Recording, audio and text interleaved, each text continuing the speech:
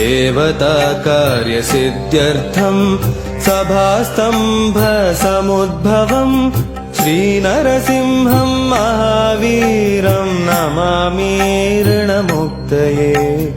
लक्ष्म्यालिङ्गितवामाङ्गं भक्तानां वरदायकं श्रीनरसिंहं महावीरं नमामि ऋणमुक्तये। आन्त्रमालाधरं शङ्खं चक्राब्जायुधधारिणं श्रीनरसिंहं महावीरं नमामि ऋणमुक्तये। स्मरणात् सर्वपापघ्नं कद्रूजविषनाशनं श्रीनरसिंहं